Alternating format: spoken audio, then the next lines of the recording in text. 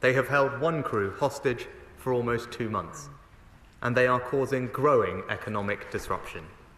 Global commerce cannot operate under such conditions. Containers and tankers are having to take a 5,000-mile detour around the Cape of Good Hope. That pushes up prices and imperils the passage of goods, foods and medicines that the British people and others rely on. We have attempted to resolve this through diplomacy. After numerous international calls for the attacks to stop, a coalition of countries gave the Houthis a clear and unambiguous warning 2 weeks ago. Last week, the UN Security Council passed a resolution condemning the attacks and highlighting the right of nations to defend their vessels and preserve freedom of navigation. Yet, the Houthis continued on their reckless path. Mr. Speaker, we shouldn't fall for their malign narrative that this is about Israel and Gaza. They target ships from around the world. We continue to work towards a sustainable ceasefire in Gaza and to get more aid to civilians. We also continue to support a negotiated settlement in Yemen's civil war. But I want to be very clear that this action is completely unrelated to those issues. It is a direct response to the Houthis' attacks on international shipping. And we should also recognise the risks of inaction. It would weaken international security and the rule of law, further damage freedom of navigation in the global economy, and send a dangerous message that British vessels and British interests are fair game.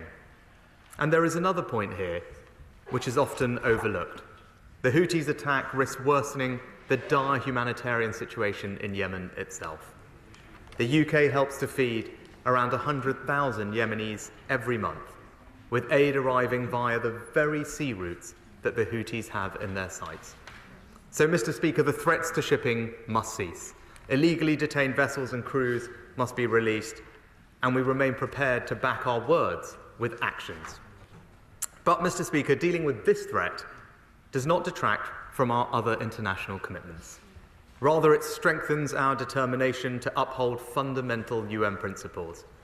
If our adversaries think that they can distract us from helping Ukraine by threatening international security elsewhere, they could not be more wrong. On Friday, I travelled to Kyiv to meet President Zelensky and address the Ukrainian Parliament. I took a message from this House to the Rada that we will stand with Ukraine today, tomorrow, and for as long as it takes. If Putin wins in Ukraine, he won't stop there, and other malign actors will be emboldened. That's why Ukraine's security is our security. That's why the UK will stay the course. And it's why I'm confident that our partners share our resolve. And so, far from our resolve faltering, our military support to Ukraine will increase this year. We will provide the single biggest package of defence aid to Ukraine since the war began, worth £2.5 billion.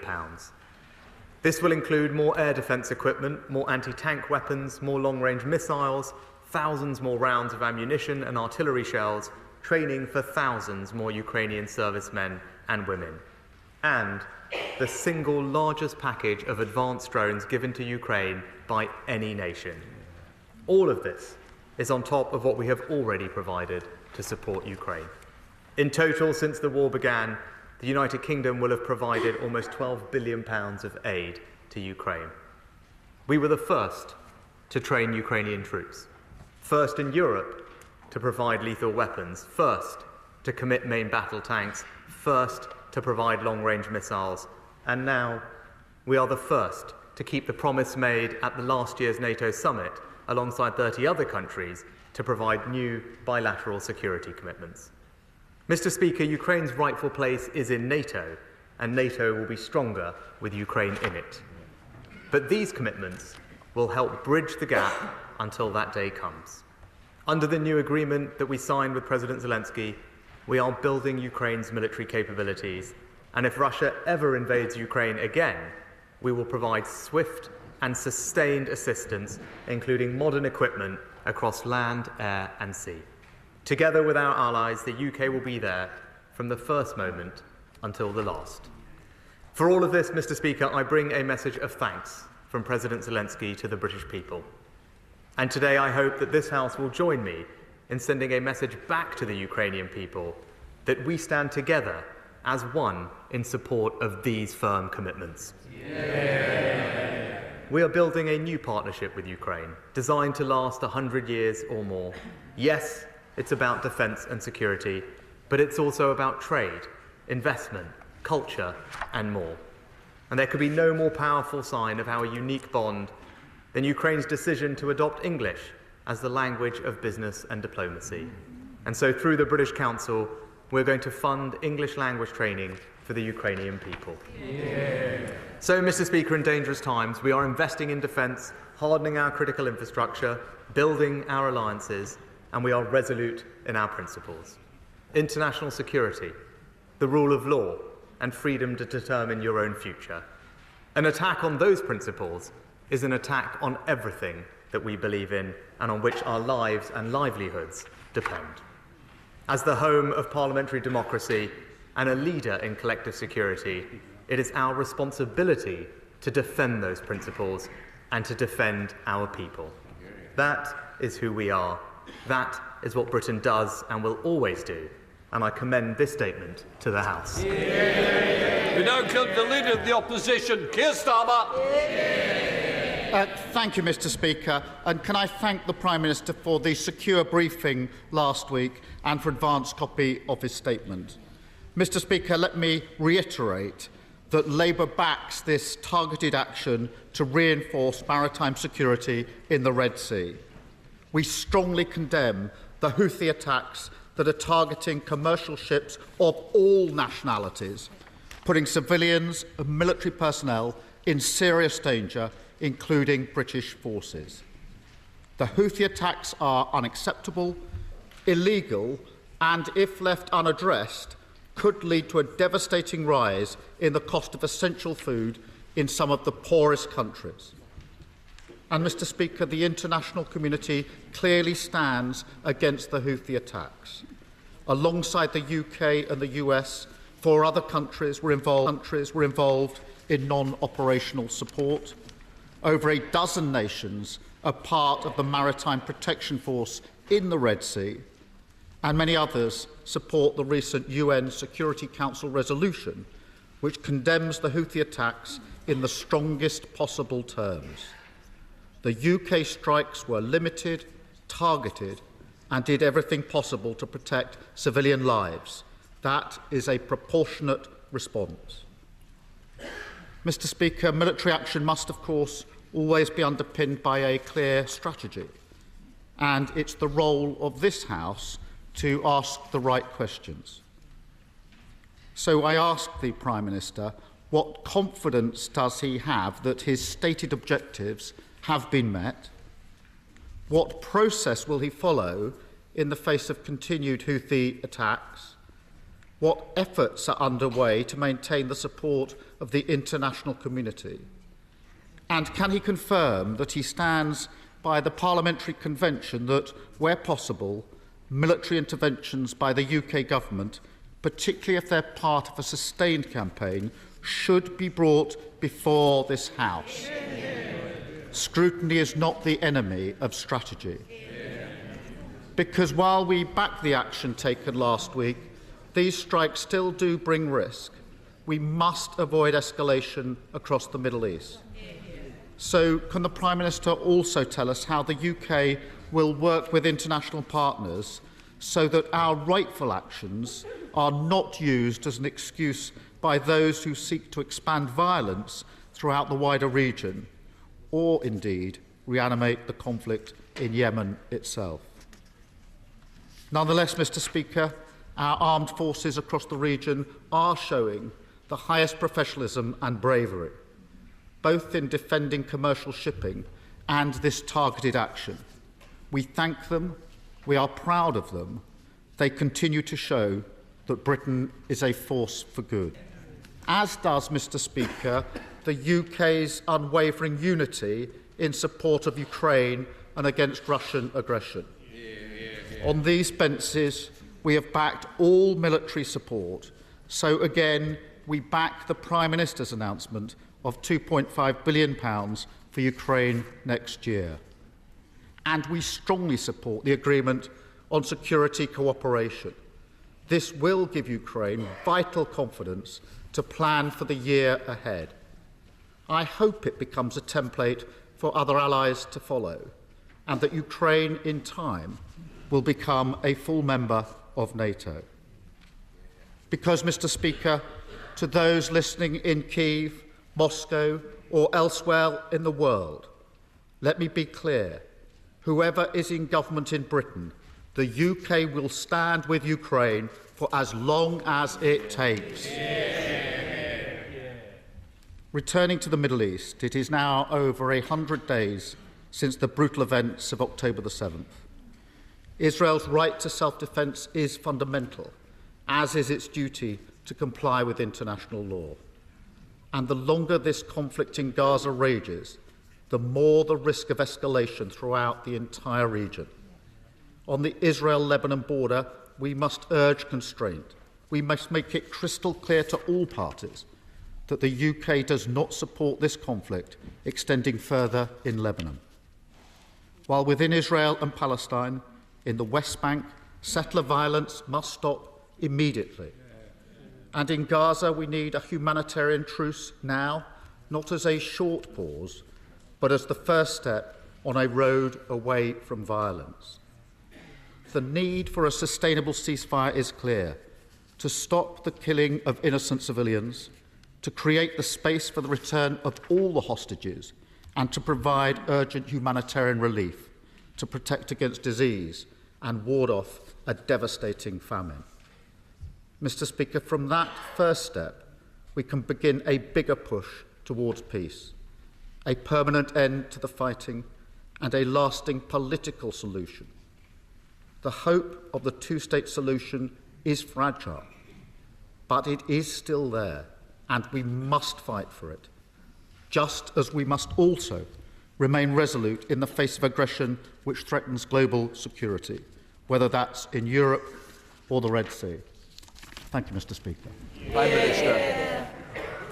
Can I thank the right honourable gentleman for his support of the action that we've taken? And I think he's absolutely right to highlight the international coalition that over recent weeks has called out the Houthis' behaviour, culminating in the UN Security Council resolution strongly condemning the attacks, which he rightly referenced. Our stated aim was to degrade and disrupt the Houthis' capability to launch attacks like this on civilian shipping. As I indicated, our initial assessment that those strikes that we conducted have been successful in the specific targets that were selected during the strikes. Obviously, that's an initial assessment, but that remains our case at the moment.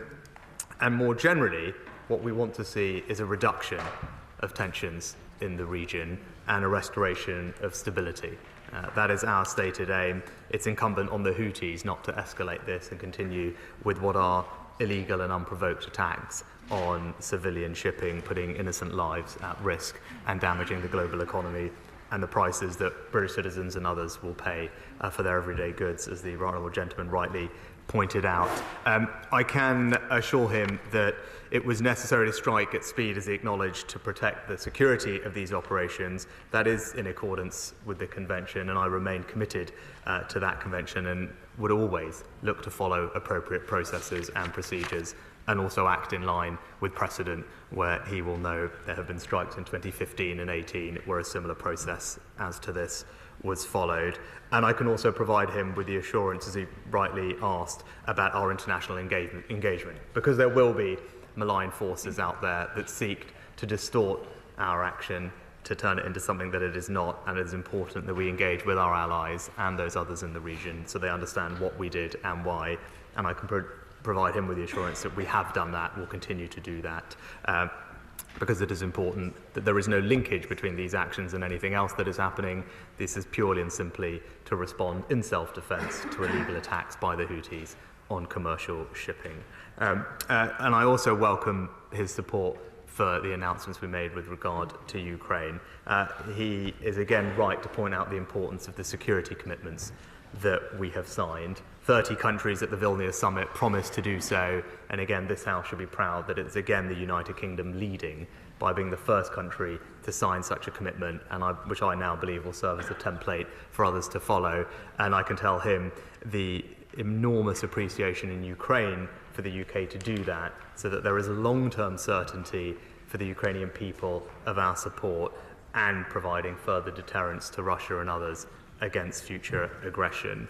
I think perhaps in conclusion, Mr. Speaker, I think the confluence of these two events over the same 24 hours serves to highlight the increasing threats that we face as a country. The global environment is becoming more challenging, more unstable, and it is incumbent on us to respond to those challenges with increased investment in defence, as we are doing, strengthening our alliances, because ultimately we must defend the principles of international law, of freedom and democracy, freedom of navigation that we all hold dear, and this government will always stand ready to do that and to protect the British people. Sir Julian Lewis.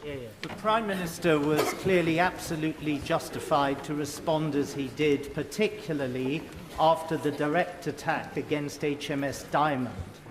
But given that at the time of the Falklands campaign, we had 35 frigates and destroyers and were spending 4.5% of GDP on defence, whereas both those figures can be cut in half to describe our situation today, does he agree with me that we certainly should not be reducing the numbers of frigates or destroyers, and we certainly should not be mothballing or otherwise decommissioning our amphibious assault ships?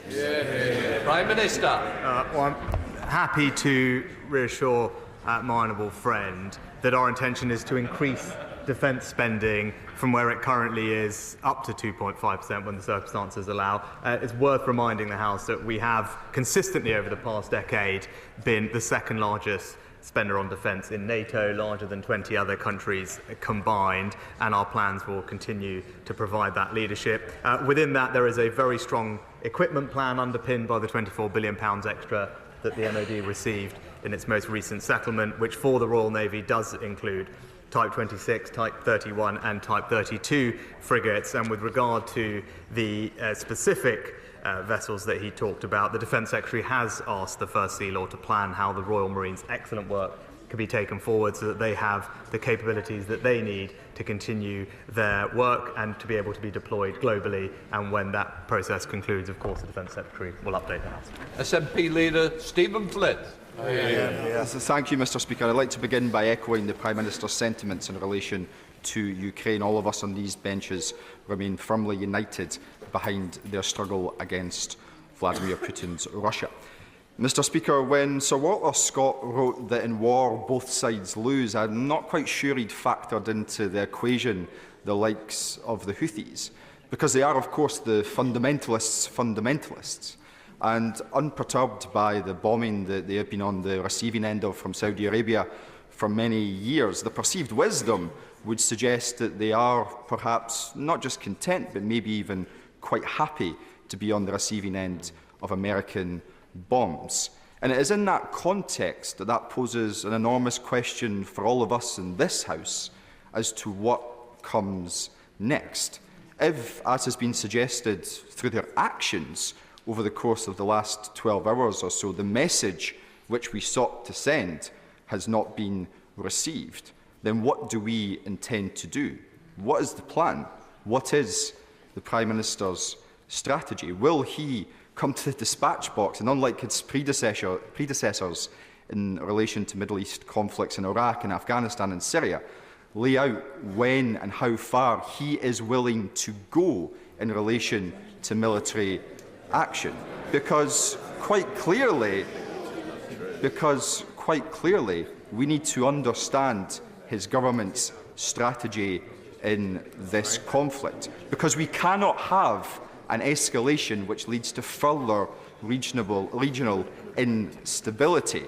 And of course, whilst we would all agree, quite rightly, that we should not fall for the Houthis' narratives that this is directly related to the conflict in Israel and Gaza, we cannot escape from the fact that a ceasefire in Gaza is essential for that wider regional stability.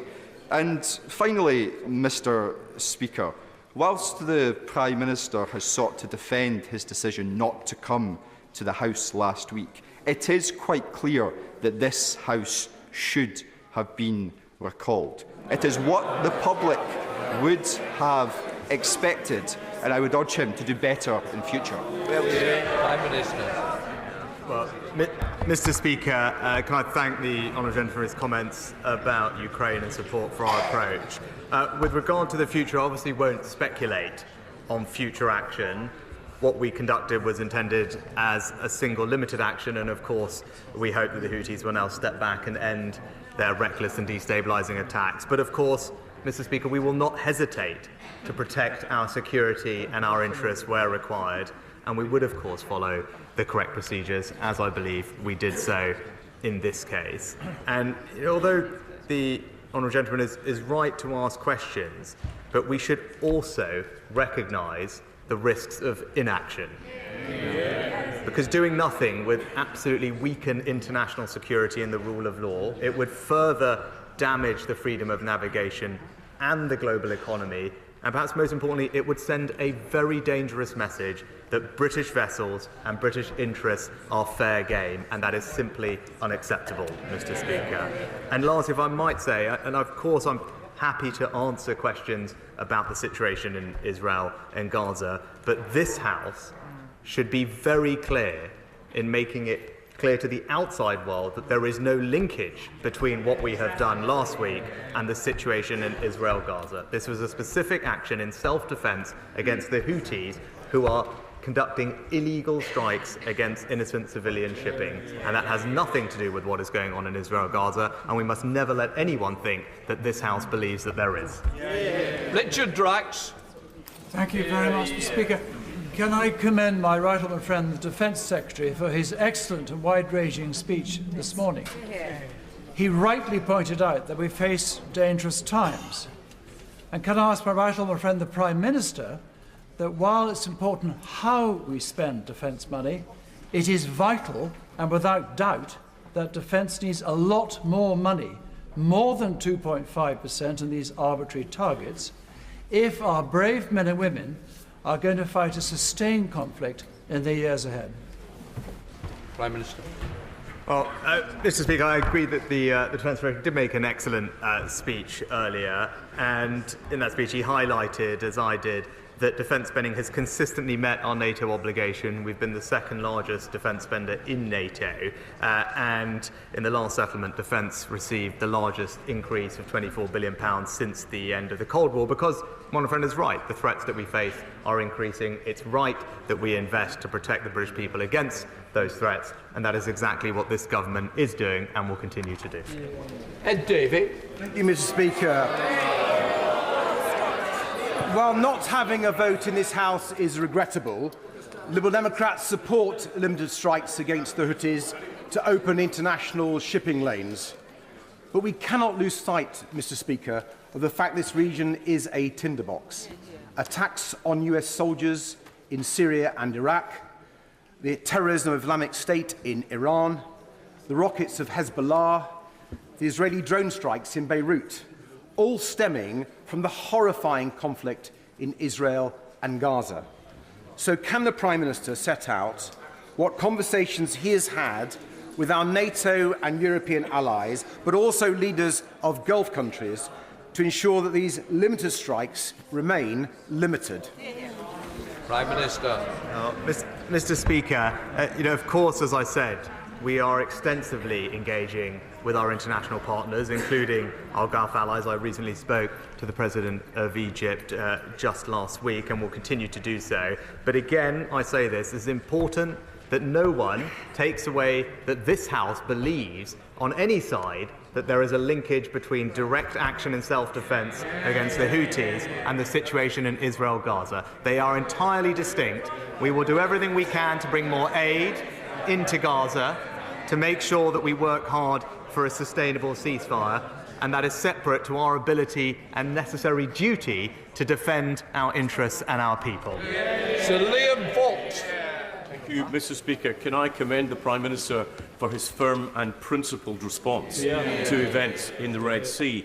But with their support for Hamas, Hezbollah and the Houthis, is it not clear that Iran will do anything to stop lasting peace between Arab states and Israel, because the Iranian regime believes that Israel should not exist at all? That's right. Is not a real defeat for Iran to see them isolated by meaningful resolution of the Palestinian issue, the supercharging of the Abraham Accords process to bring peace and stability to the region, all underpinned by international resolve to confront Iran's proxies wherever they threaten our interests and our values? Well, can I thank my honourable friend for his excellent remarks, but also for the work that he does on the Abraham Accords, which has done much to bring more peace and stability to the region. And he's right that the behaviour of the Iranian regime poses a significant threat to the safety and security of the UK and our allies, and ensures regional instability where we want to see more peace and stability. I can assure him that we are keeping abreast of all the risks in the area, and that's why the Royal Navy last year and the year before continues, for example, to interdict illegal arms smuggling by the Iranians to the Houthis, and we will continue to keep in close contact with our allies to take all measures that we can to protect our people and ensure that the Iranians' destabilising influence in the region is reduced to the best extent possible. Priti Patel. Thank you, Mr. Speaker. I thank the Prime Minister for his statement, and he's been absolutely crystal clear in the need to degrade the capabilities of this terrorist organisation, the Houthis, that are causing havoc in the Red Sea. He will also know that Yemen is one of the poorest countries in the world, suffering a mass humanitarian crisis with over 21 million people in need of humanitarian need and support. Can I ask the Prime Minister, what will he do to ensure that they are not engulfed all over again, particularly the civilians of Yemen, in a mass humanitarian catastrophe? Minister. Can I thank my honourable friend for raising an incredibly important point and reassure her in the House that, and she will know this from her own experience, that we are steadfast in our support to the Yemeni people as one of the largest donors of life pounds, and that will help to providing food for at least 100,000 people every month and deliver life-saving healthcare through 400 facilities. The Yemeni people are suffering, and we are doing everything we can to alleviate that suffering. Ron Speller. Thank you, Mr. Speaker. Earlier this century, with the threat of access to the Suez Canal from Somali piracy, the international community united with a widely based task force to successfully suppress it. Now the Houthis are threatening the lives of seafarers and international navigation, trade and the jobs that depend on it. Will he also seek to work to get the widest possible international task force to deal with this? And will he also support the people of South Yemen who want nothing to do with these terrorists? Minister.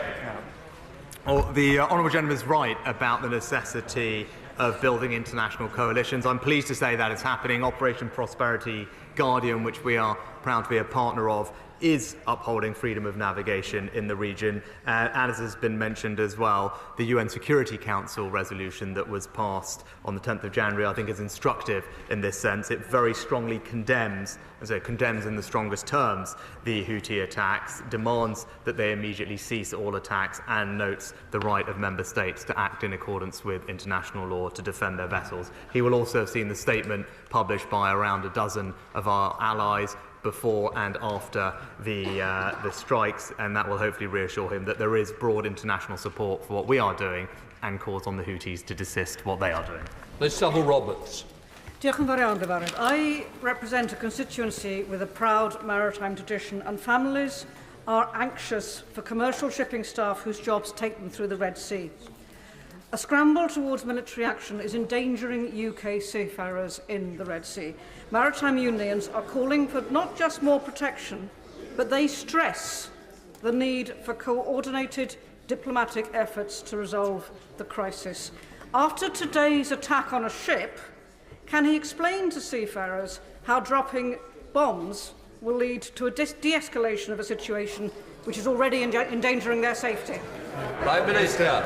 Mr. Speaker, it's quite extraordinary. It is Houthi rockets that are endangering the lives of British seafarers in the region. And actually, what we have seen, as you've seen from shipping companies who have welcomed the action that we have taken, because they are keen to see security and stability restored to the region, and that is what we are aiming to do, to disrupt and destabilise the Houthis' ability and degrade their ability to carry out these attacks, restore stability to the region. That is very much the focus of our attention. We're acting in self-defence to protect the lives of seafarers, not endanger them, and she would do well to call out the Houthis to stop what they're doing. Sir Jeremy Wright. Thank you very much, Mr. Speaker. Would my right honourable friend agree that the international law case for the action his government has taken in the Red Sea was, unusually in my experience, relatively straightforward? But would he also agree that the next significant challenge is to maintain and enhance a multinational consensus in deterring and combating more of these attacks if they occur? And would he accept that acting in compliance with and respectful of international law assists us in that task? Prime Minister. Well, can I thank my honourable friend for his question, and he is right, and hopefully he will have seen the published legal summary of our advice on this issue. This was proportionate and necessary action taken lawfully to respond to attacks by the Houthis, and they were the only feasible means to do so. And the UK is, as he knows, permitted under international law to use force in such circumstances. It's right that we have regard for the legal advice in such situations, and I can reassure him that we will continue to always have regard to it. While we are fighting to protect international law, it's important that we also follow it ourselves. Amsana Begum.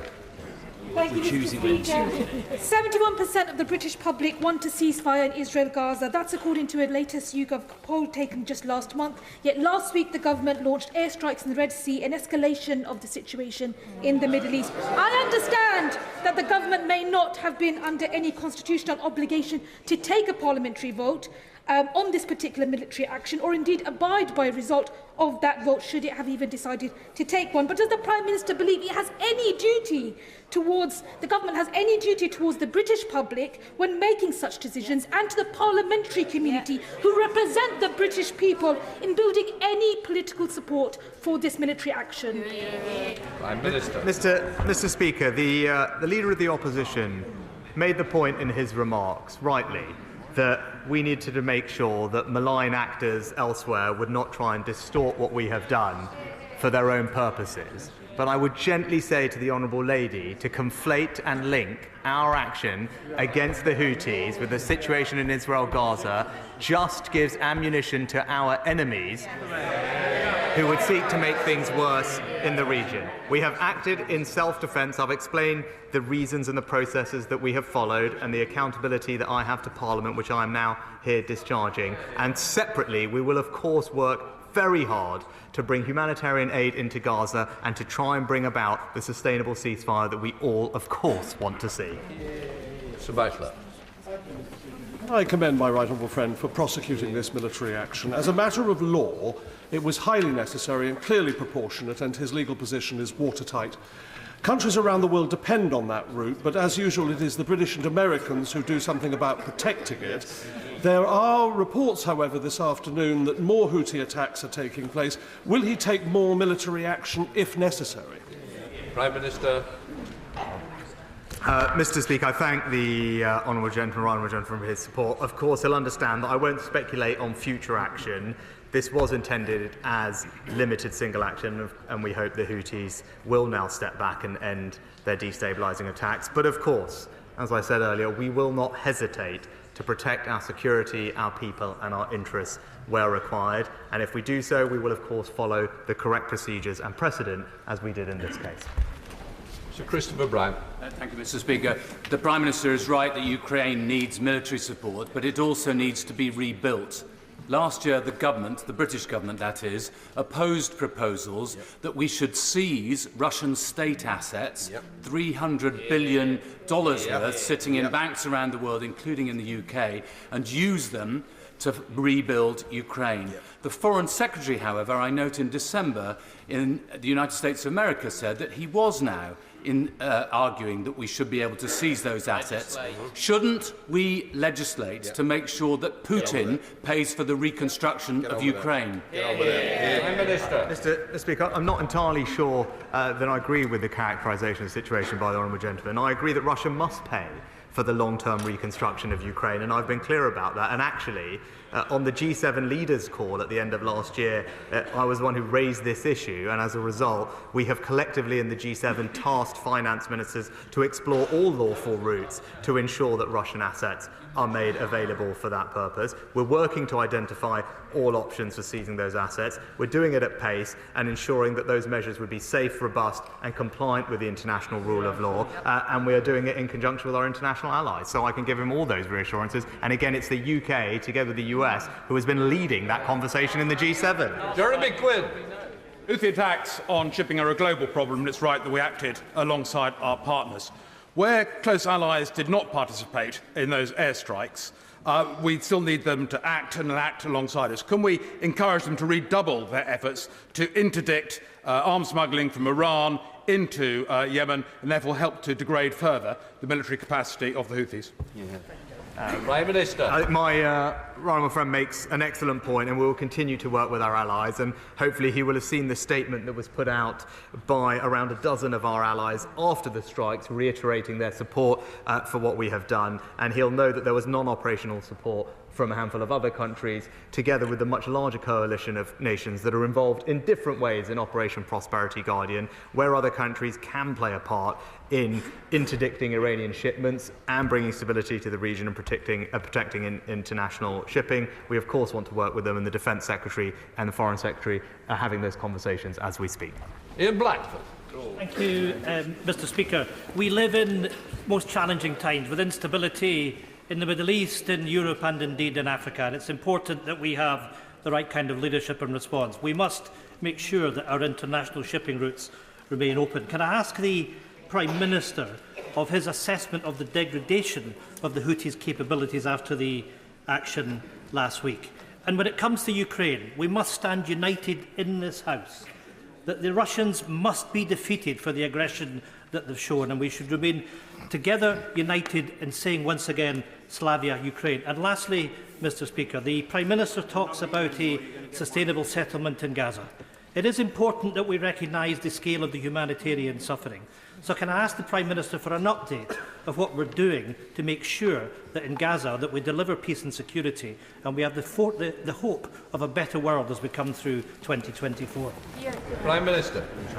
Can I thank my honourable gentleman for his support of the action in Ukraine? And maybe I'll just touch on his last point, in fact, because I agree with him. We're, of course, concerned about the devastating impact of the conflict in Gaza on the civilian population. Too many people have lost their lives already, and there is a desperate need for increased humanitarian support into Gaza. I'm pleased that the UK is playing a leading role. We've tripled our aid.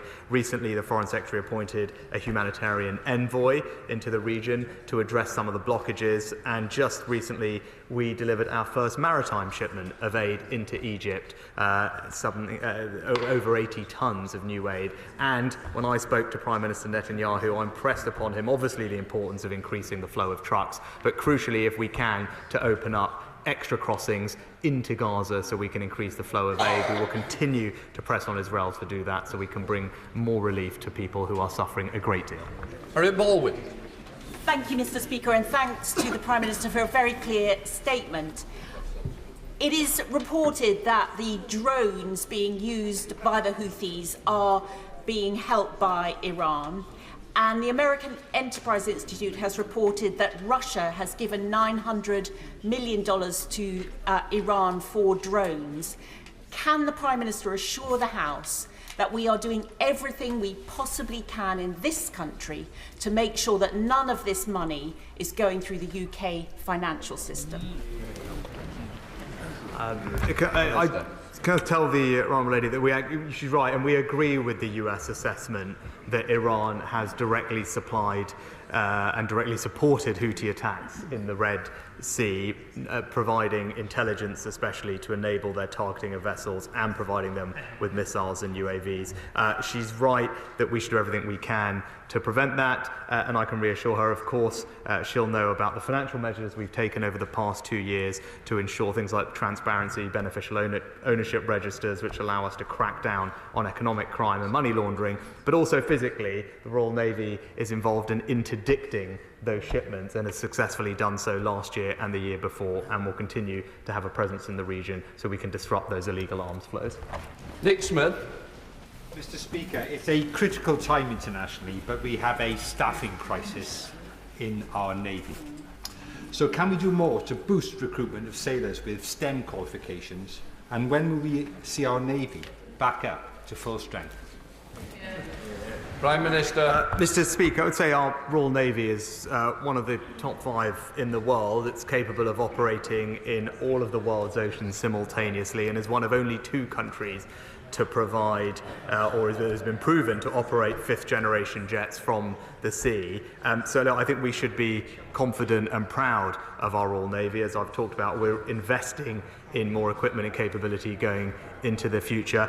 He's right to highlight some of the recruitment challenges, and the Defence Secretary highlighted these the other week, but we are doubling down on all the initiatives we had to make sure that all our armed forces have the staff that they need and the personnel they need for the future, but also that those personnel have the equipment and supplies they need in order to do their job effectively. Ian Duncan, Sir Ian Duncan Smith. Mr. Speaker, I fully support my right honourable friend and welcome his statement about the action he took on the Houthi and the other statement, part of the statement about Ukraine. We must support Ukraine in their future. But can I just bring back to the reality about the Houthi? Iran, we know, has supported, supplied and continues to direct the Houthi in their attacks. We know that Iran has supported and directed Hamas in their brutal attacks in October. We know that Iran has armed and directs Hezbollah on a regular basis and tells them what to do through the IRGC. And all of that we understand. But can I ask my right honourable friend why it is we still are reluctant to prescribe the IRGC, who are responsible for so much of the coordination of this work, and we still sit with 2 Iranian banks in the City of London feeding their money across to these terrible organisations? Prime Minister. Mr. Speaker, can I thank my honourable friend particularly for the work he personally does in supporting Ukraine, and I agree with him about the risk that Iran poses to both UK but also regional stability.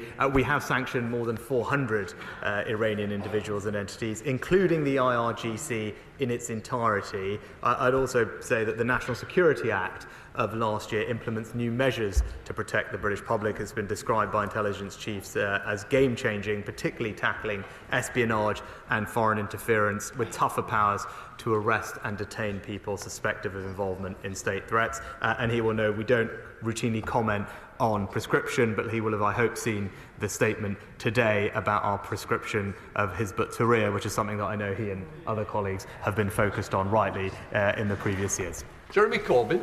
Thank you, Mr. Speaker.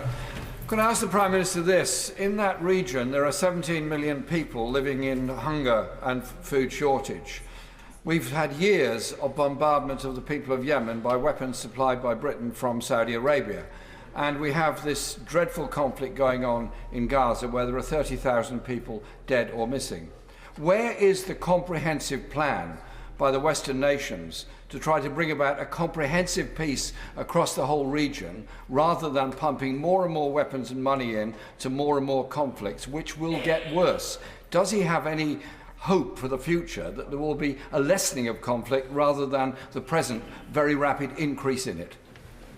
Well, Mr. Speaker, I do have hope, and that's because as we and others take action to degrade and disrupt the capability of those who are malign actors in the region, that will actually give the space for positive voices to build the peace that all of us want to see and to allow everyone to live side by side with dignity and security and opportunity. And the original pointed out some of the humanitarian strife that people are suffering. As I pointed out, we should be proud in this House of our record. We have committed over £1 billion of aid in Yemen since the conflict began in 2014. As I said, we are currently providing food to at least 100,000 people every month, life-saving healthcare to 400 facilities. And it's worth pointing out that Yemen is entirely reliant for food on imports largely by sea.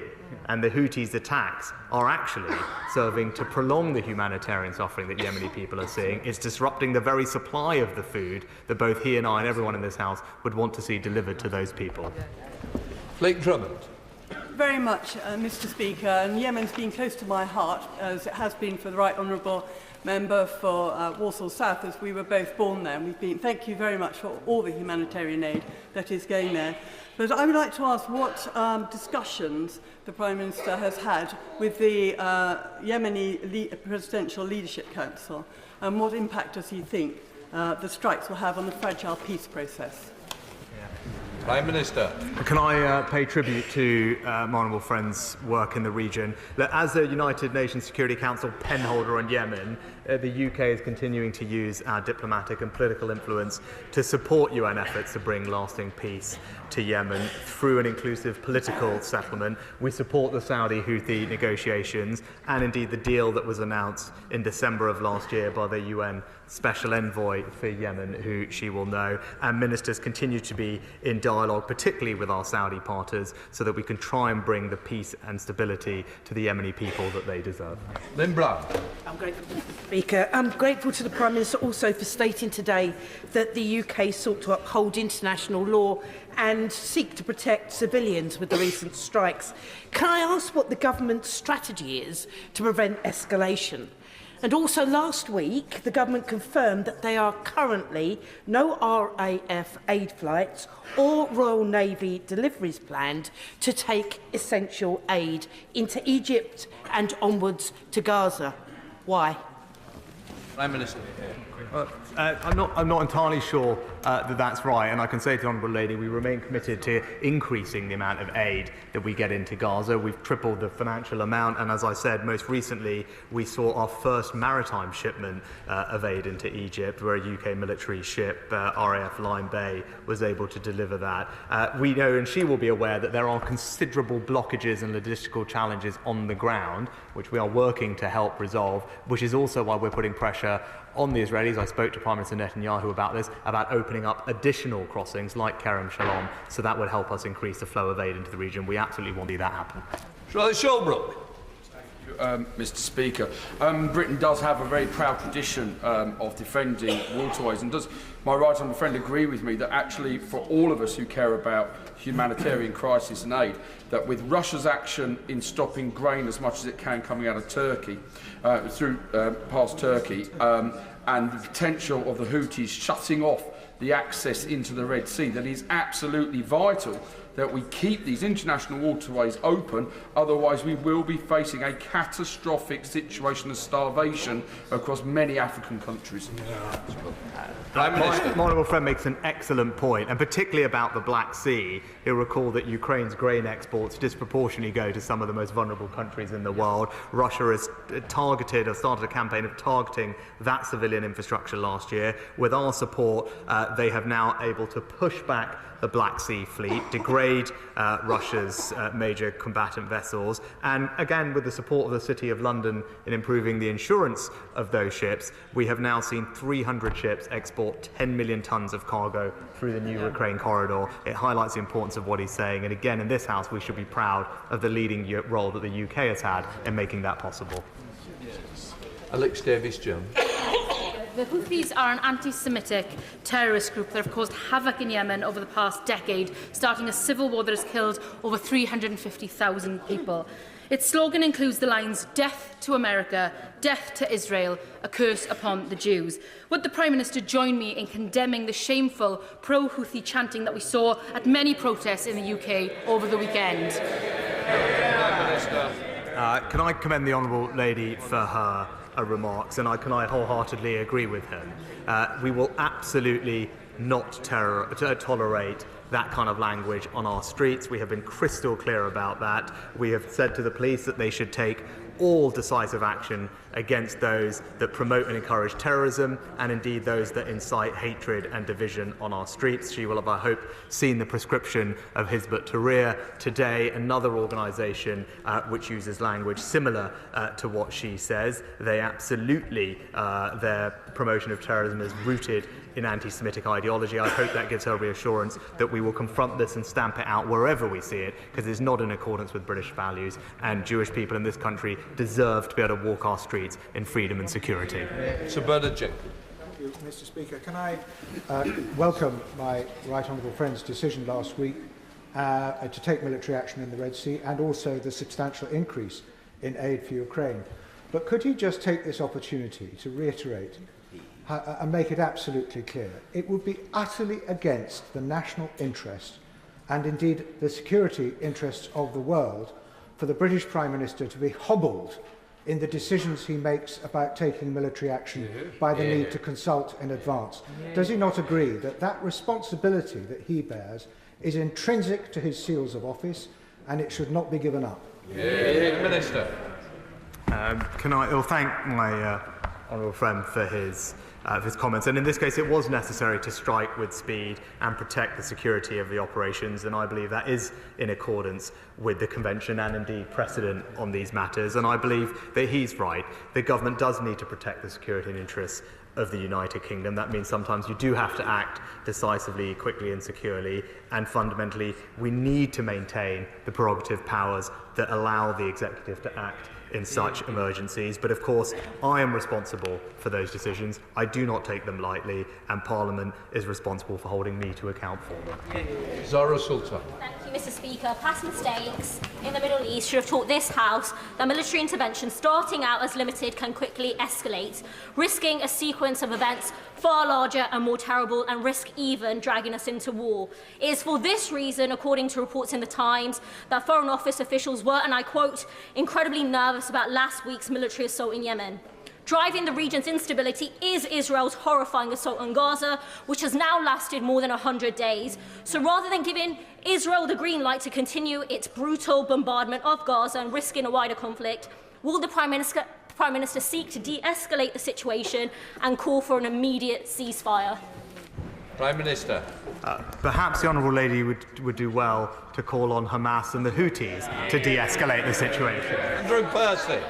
Thank you, Mr. Speaker. Too many people give a free pass to the terrorists who perpetrated the worst murder of Jews, and we've just seen an example of that, just as we saw examples of that on our streets this weekend, where people screamed, "Yemen, Yemen, turn another ship around." Completely unacceptable. One thing that links the Houthis, Hezbollah and Hamas is their genocidal intent toward Jews and their hatred of everything we stand for in the Western democracies, which is why it is incumbent upon us to defend those values. So can I agree with everything the Prime Minister has said, and can I urge him once more to make sure our police are taking action against those who on our street openly support terrorism? Prime Minister. Well, can I reassure my honourable friend that the police do have extensive powers to arrest those who incite violence or racial hatred. Of course, we keep all laws under review. We're working with the police whether we need to strengthen those powers, but I've been absolutely clear that there must be zero tolerance for anti-Semitism and any forms of racism. We will not stand by when we see that happen, and the police should make sure that those who do that face the full force of the law. Caroline Lucas. Thank you very much, Mr. Speaker. The Foreign Secretary said yesterday that the purpose of the airstrikes in Yemen was to send a message. But the message that we intend to send isn't necessarily the message that gets received. And the message seems to have been sent to many in the region that the UK is intervening in the war very clearly on the side of Israel. So what plans does the government have to manage and contain the escalation that is likely to ensue? Because simply proclaiming that this activity was intended to be limited, not escalatory, does not make it so. And that's why we took this action as a last resort after extensive attempts at diplomacy, including a UN Security Council resolution. And again, the Honourable Lady could help, because this Parliament can speak with one voice that the outside world and our allies in the region know that this does have nothing to do with Israel and Gaza and has everything to do with our self-defence. Sarah Atherton. Speaker. Diverting shipping via the Cape is a financial burden for us all, no more so than the Egyptians due to reduced traffic through the Suez Canal. So can my right honourable friend explain what discussions he's had with his Egyptian counterparts over their involvement in this multinational response? Prime Minister. Well, I spoke to President Sisi just last week. She's right to highlight the economic impact on people around the world. 15% of global trade passes through this corridor, and we are already starting to see the impact of rerouting on the prices of shipping and ultimately on the prices that British people will pay for their goods. My primary conversation with the President at the moment, though, is about increasing the flow of aid into Gaza, where Egypt is doing an extraordinary amount, and we will continue to give them every support that they need.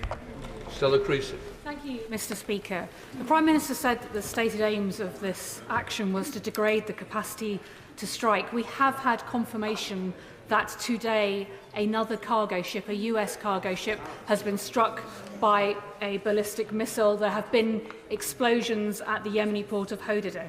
The Defence Secretary told the media this morning that this government was prepared to take the decisions that need to be taken if the attacks continue. Given this news that the attacks have continued, can the Prime Minister set out for us what those decisions are and how he intends to involve Parliament in that process? Mr. Speaker, it wouldn't be right to speculate on future action, but what I can say is our strikes were intended to degrade the Houthi capability, and as I said, they did, initial assessments show, effectively destroy 13 targets at 2 sites, including drones, an airfield and a cruise missile launcher.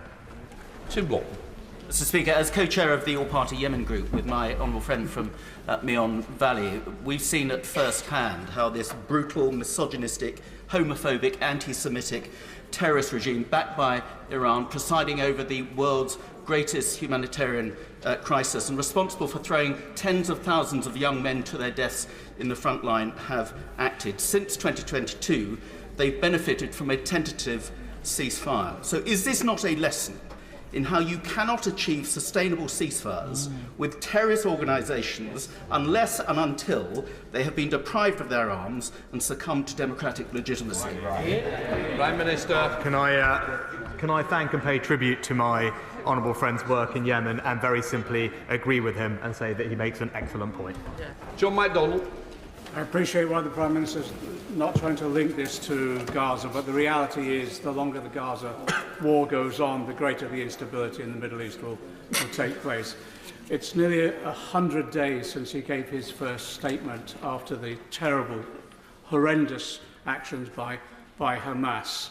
And he justified the actions this week with regard to protection of maritime rights. In that 100 days, 7,000 Palestinian children have been killed. What effective action is he taking to protect the right to life of Palestinian children? And what effective action is he taking to prevent what is in reality the indiscriminate killing of Palestinian children by the Israeli Defence Force? Prime Minister. Mr. Deputy Speaker, as I said, we are deeply concerned about the devastating impact of the fighting in Gaza on the civilian population. Too many people have lost their lives already, and that is why we continue to call for international humanitarian law to be respected and for civilians to be protected. It's something that I continually raise with Prime Minister Netanyahu when I speak to him, and it is why we're doing absolutely everything we can to get more aid into Gaza to help those children and everyone else affected by what is happening. Tobias Elwood. Thank you, Mr. Deputy Speaker. Could I very much welcome this robust statement, but also agree with proscribing the IRGC. Operationally, given the continued threat to international shipping and by extension to our own economy, will he consider tasking the carrier group, which is ready to deploy from Portsmouth to the Gulf? And more strategically, does he agree that interruption to our global supply chains underlines the symbiotic relationship between our security and the UK economy? If we are rightly to seek to play a greater role in upholding international law as our world becomes ever more contested, we do need to expedite upgrading our defence posture, not least in the maritime space. Well, Mr. Speaker, my honourable friend makes a very good point about the interconnectedness of the world, the instability that we see, whether it's in the Red Sea or indeed the illegal war conducted in Ukraine by Russia have had a direct impact on the economic security of British people here at home. That's why it's right that we invest in defence, protect people, and that's why I know he will continue to engage in dialogue with the Defence Secretary at how best to deploy that extra defence investment to make sure that we have the capabilities that we need. Order. If everybody could resume their seats. We've already done an hour, and it looks to me as if there's still a considerable number of people who want to get in. So please can I ask you to focus on shorter questions in order that I can help you to get in. Thank you very much. Brendan O'Hara. Deputy Speaker, the right of innocent passage is a fundamental principle of international law, and it cannot be interrupted by non-state actors. And although he may wish it wasn't the case, international law isn't a menu. It comes as a package, and we cannot pick and choose what bits we want to uphold and what bits we want to ignore. So is the Prime Minister unable to see how ignoring Israel's egregious breaches in Gaza, while purporting to act in defence of it in Yemen, actually undermines international law and the rules-based order? No, Mr. Speaker. Israel has the right to act in self-defence against Hamas, which conducted a terrorist attack on them, and we continue to call for international humanitarian law to be respected and for civilians to be protected in that conflict. Sir Robert Buckland. Thank you, Mr. Speaker. I think this House should be in no doubt that conflating issues relating to Israel and Hamas is not a mature way to look at the problem that the Prime Minister had to look at last week. He's made the right decision on the evidence in accordance with law. The question would have been, had he failed to take that action, then he would be, I think, exposed to justifiable criticism in this House.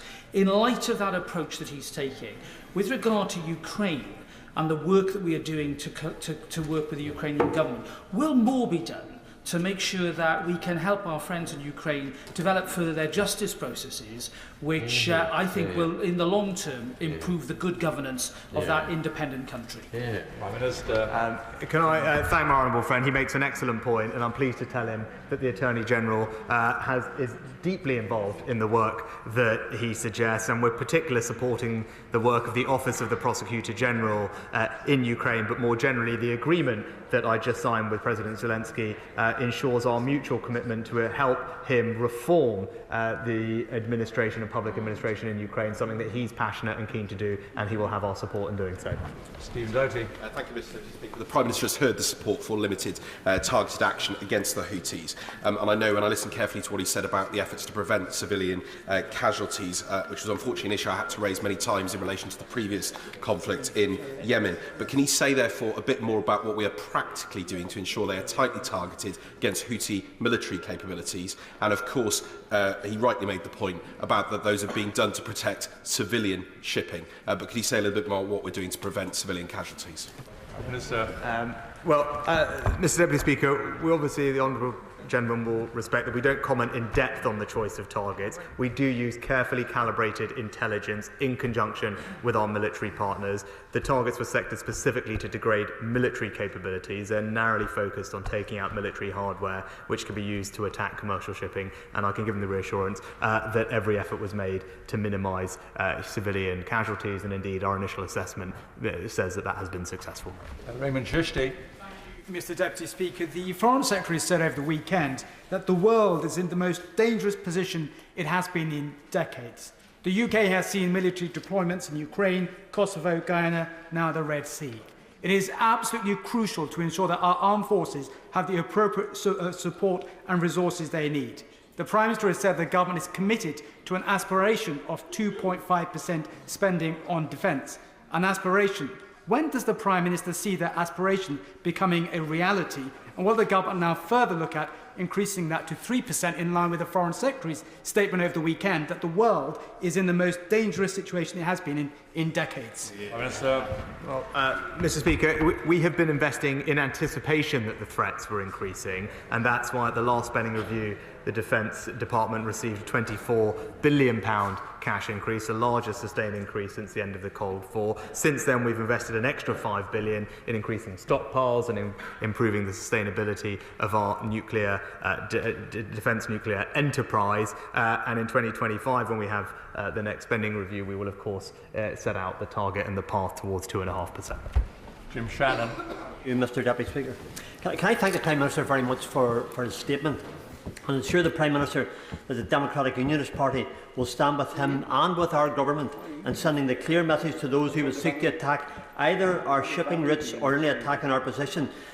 We will not be silenced by those who believe they can work in the shadows to supply Yemen or indeed any other country with intelligence or arms.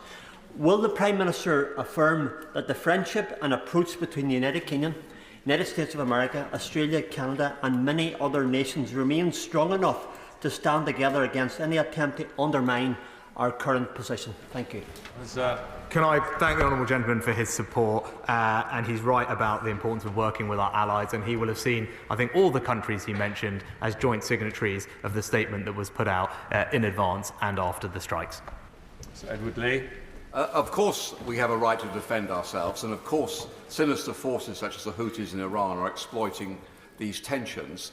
But just as we have influence on the Americans because we step up to the mark, can my right honourable friend work with the American President to ensure that just as he is completely vigorous in defending Israel and their right to exist, he is even as vigorous in defending the right of the Palestinian people to their own state in peace and justice without a settlement being imposed on them every week? Prime Minister. Well, can I say to my honourable friend that we do want to see the long-term future of a two-state solution where Palestinian and Israeli people can live side by side in security, in freedom and with dignity and opportunity. That is a future that we're all striving for, and the events of the last few months have just reminded us that we need to double our efforts on making that happen. Nick Whitley. Thank you. I regard with the utmost seriousness the threat posed by Houthi forces to mariners in the Red Sea. But does the Prime Minister accept that upholding the right to freedom of navigation in the region is an international challenge that should be dealt with through international diplomacy, principally aimed at securing a sustainable ceasefire in Gaza, and that by joining in US-led military action without reference to the UN, we're in danger of exacerbating the threat posed to British citizens by terrorism? Again, the honourable gentleman has wrongly linked and conflated the situation in Israel and Gaza with the illegal attacks by the Houthis on innocent commercial shipping. That is simply wrong, and as I pointed out in my statement, there had been extensive diplomatic avenues pursued before military action was taken as a last resort, including a UN Security Council resolution. Sir Robert Neal. Thank you, Mr Deputy Speaker. Can I commend the Prime Minister upon his action? He's acted clearly upon robust legal advice, and the legal position in international law is surely clear. Would he agree that A, it is unhelpful and frankly dangerous to make bogus comparisons, and secondly, to recognise that going forward, the greatest risk of escalation will be to fail to act robustly when clear and egregious breaches of international law take place? Can I thank my honourable friend? I agree with everything he said, and he's absolutely right that there is a risk in inaction, and to have done nothing in the face of these attacks would have been to damage the security of our people and our interests. Boone Thompson.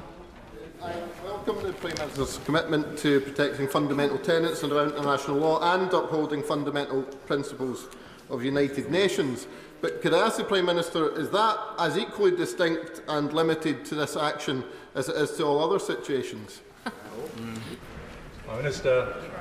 Again, so I didn't completely follow what the honourable gentleman was saying, but I said our actions in this case were specific to the case at hand. We acted in self-defence because there was escalating attacks from the Houthis, and defiance of international diplomacy, it was right that we took action to protect the security and interests of our people. Jack Lepresti. Thank you, Mr Deputy Speaker. Now, given the global shortage of basic ammunition, artillery rounds and air defence systems and missiles, isn't it time that we really upscaled our industrial defence capacity so we can continue to support our friends in Ukraine and replenish our own stocks? Excellent point. In a word, yes. That's why we've invested $2.5 billion in rebuilding our stockpiles. But beyond the money, we do need to actually just build our defence industrial capability. This is a shared challenge across NATO, something that I've extensively discussed with partners, including the NATO Secretary General. But of course, part of our agreement with Ukraine is how we can mutually help support and grow our defence industrial complexes. I'm Desi. Thank you very much, Mr Deputy Speaker. The death and destruction in Gaza is intolerable, with well over 20,000 children and innocent civilians already killed by Israeli forces, more than 100 Israeli hostages still held by Hamas, and the real risk of an escalating wider regional conflict. We desperately need an end to the violence. So can the Prime Minister explain exactly what diplomatic progress he has achieved towards securing a sustainable ceasefire and peace in Gaza? Can I thank the honourable gentleman for, I think, being the first member opposite to actually remind the House that Hamas still holds 100 Israeli hostages. And it's good that he pointed that out. And he's right, we are continuing to do everything we can to bring about that sustainable ceasefire, whether it's working with the Qataris and others to secure the release of hostages and put more aid into Gaza, because I want to see what he wants to see. No one wants to see this conflict go on for a moment longer. It must be a sustainable ceasefire, and that's what we will work hard to bring about. Stephen Crabb. Deputy Speaker, the IAEA recently confirmed that Iran is once again ramping up its uranium enrichment activities and to near weapons grade. So in welcoming today's statement and the action that we've taken, can I urge my right honourable friend to give the House his assurance that he and his counterparts amongst our allies aren't losing sight of the really big question about whether Iran should be allowed to have a nuclear weapon, and whether he's considered whether it's the right time to activate the snapback sanctions provisions of the JCPOA. Yeah, that's an excellent point. To say to my honourable friend, there is absolutely no credible civilian justification for enrichment at the levels that the IAEA has reported in Iran. We are determined that Iran must not develop a nuclear weapon, and we are actively considering next steps with our international partners. That means all diplomatic tools, but including, as he said, using the snapback mechanism if necessary. Wendy Chamberlain. Thank you, Mr Deputy Speaker. We all stand behind Ukraine in the face of Russian aggression, but does the Prime Minister accept that if we believe that the UK's security is important in relation to Ukraine, that we do accept that we are giving relatively less than other countries such as Germany? Can and should we be doing more? So we should be proud of our record. We've been one of the largest contributors to the effort in Ukraine. But it's also important to recognise that we have consistently been the first country to act, and that has galvanised others. And that is an important role that Ukrainians especially recognise. I went through the capabilities that was true for, but again, crucially, we were the first country out of the 30 that promised to sign a security commitment. And as others follow, that will enhance and improve Ukraine's deterrent against Russia, and again it's something that we should be proud of. Matt Hancock. Thank you very much, Mr Deputy Speaker. Can I welcome the Prime Minister here opening himself up to democratic scrutiny, but can I also welcome the fact that he took the decision to act and took that heavy duty and responsibility before coming to this House, and it is folly to ask for a vote in advance of action, and it is in our national security that the Prime Minister can act, and that precedent goes a long way back, well before 2015 and 2018, the precedents he cites, but is the constitutional basis on which we defend ourselves as a country. Prime Minister. Can I thank my honourable friend for his support and his comments? And he's right, this is not a decision that I took lightly, and he was right to point out that publicising an action like this in advance could undermine the effectiveness of it and risk the lives. Look, of course it's Parliament's responsibility to hold me to account for such decisions, but it is my responsibility as Prime Minister to make those decisions. Harry Sherman.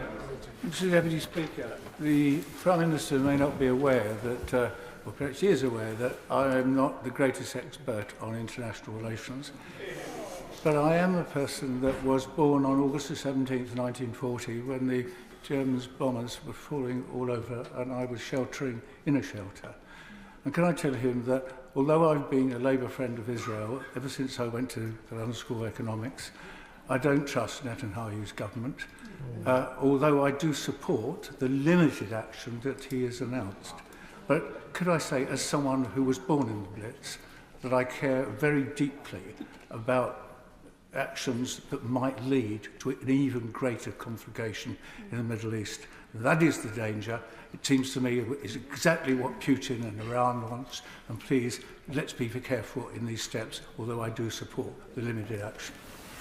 Can I thank the honourable gentleman for his comments and reassure him that the action we took, I believe, was necessary, but it was limited and proportionate and in keeping with international law, and that's the approach that we will always take in such matters. Jason McCartney.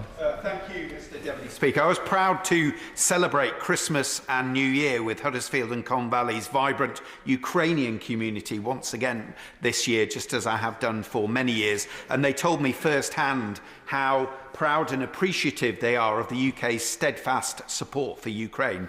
Will the Prime Minister continue to make the case not only to the British people, but to our NATO allies and international allies, why we must make sure, alongside Ukraine, that Putin's evil aggression doesn't succeed, and just remind people of what the dire consequences would be if he ever did? My honourable friend is absolutely right. If Putin was to succeed, it would not just embolden him, but it will embolden our adversaries around the world. And that's why it's important that we continue to invest in Ukraine. And as I say to all our allies, an investment in Ukraine's security is ultimately an investment in our security. And that's why we must stand with them for as long as it takes.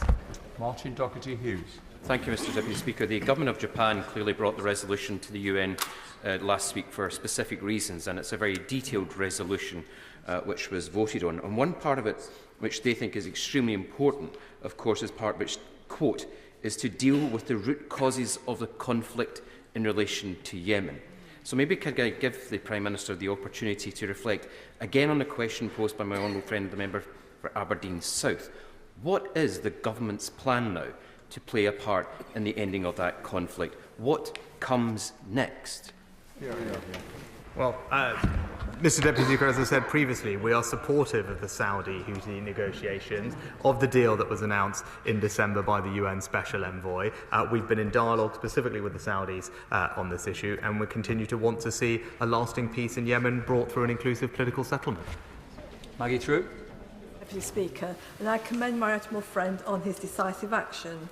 The threat posed by Houthi rebels to global trade demonstrates the importance of maintaining a well-resourced armed forces on land, sea and air. Given the current challenges in the recruitment and retention of service personnel, will my reputable friend consider further support for cadet units, such as those excellent ones in my constituency in Ilkeston and Long Eaton, to ensure that we have a trained supply of recruits who are ready and willing to serve? Can I say, that's an excellent idea, and can I pay tribute to all her local cadets for the incredible job they do, and I'm sure the whole House will have experience in their own constituencies of that. And I can say we're introducing a number of ways to improve recruitment in the armed forces and look at more innovative ways to attract people into it, and I know the Defence Secretary will have heard what she said with interest. Nadine Whittam. Mr Deputy Speaker, military action in places such as Afghanistan, Iraq and Libya, in which the UK has played a part, has frequently resulted in unintended consequences, triggering further cycles of conflict in and around these countries. Will the Prime Minister accept that the US and the UK bombing Yemen risks escalating tensions at a time when violence is spreading in the Middle East? And will he commit to allowing Parliament to vote on any further action?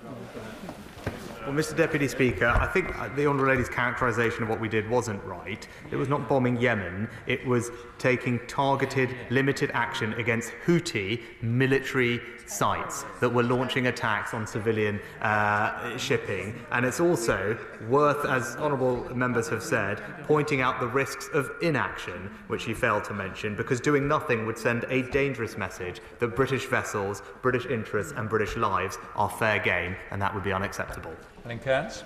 I pay tribute to my right honourable friend for the action he has taken and for the leadership that he has shown.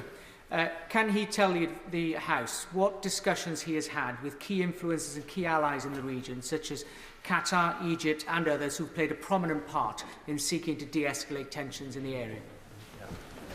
I can reassure my honourable friend that both I, the Defence Secretary and the Foreign Secretary, are having those conversations. I spoke to President Sisi recently, and indeed all other leaders in the Middle East towards the end of last year, and the Foreign Secretary is engaged as we speak, together with his colleagues, in extensive dialogue to make sure our allies and partners understand what we did and why, and that we remain committed to seeing a peaceful future for everyone living in the Middle East. Deirdre Brock. Deputy Speaker, inspectors of the International Atomic Energy Agency have been denied access to a Russian-occupied a Ukrainian nuclear power station for 2 weeks and haven't yet received 2024 maintenance plans for the facility. Could you tell me what assessment the UK government has made of that situation? Well, I think it just highlights Russia's continuing activity that is malignant and serves to cause everyone alarm, particularly when it comes to the security of nuclear power. The IAEA must have free access to all its sites that it needs to, and there's been a long-standing concern that they haven't been able to have that. We continue to call out Russian behaviour at the UN and elsewhere, and that's what we will do to make sure that they're accountable. Anthony Magnon. Deputy Speaker, the freedom of navigation is an uncontested right, whether it's in the South China Sea or on the Gulf of Aden. And before I was in this place, I was a shipping broker. Could the Prime Minister perhaps reassure the shipping industry, of which London remains one of the foremost capitals, that we will be able to lay on more support in terms of armed convoys through the Gulf of Aden and into the Red Sea, and that we will supply as much reassurance and equipment for the Maritime Protection Force that has been mentioned by others? Well, I thank my honourable friend for his excellent question.